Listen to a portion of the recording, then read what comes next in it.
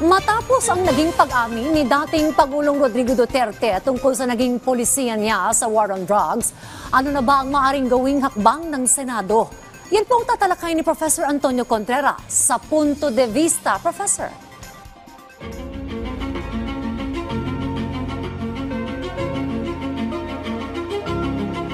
Tayong extrajudicial killing, meron din tayong tinatawag na extrajudicial confession. At ito ang nangyari sa pagdinig ng Senado. Halos nangumpisal ang dating Pangulong Duterte. Ngunit, kakaiba sa extrajudicial confession, ang nagpatindi pa ng kanyang pangungumpisal o pag-admit o pag-amin ay dahil ginawa niya ito under oath. So anong gagawin natin ngayon sa ebidensyang nakalap sa hearing?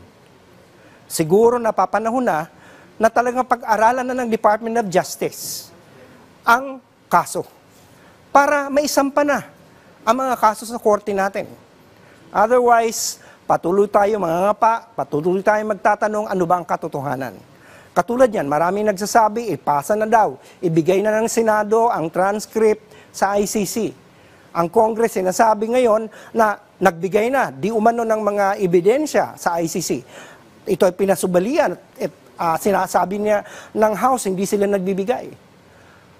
Ang aking punto de vista dyan, dapat mauna ang Pilipinas. Ano pa ang ating hinihintay?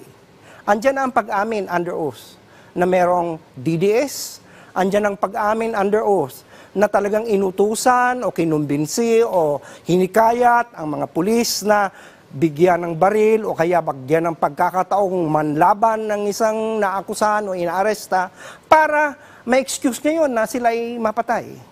Ano pang hinihintay natin?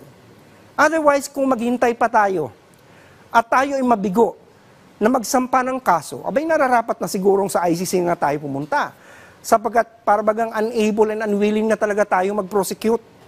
Pero ganun pa man, lagi ko pa rin i-insist, tayo ang dapat may jurisdiction sapagkat tayo isang bayan na malaya, may sovereignty. Kaya ayan, meron ng extrajudicial confession sa dating Pangulo. Under oath, wala na dapat tayong hinihintay.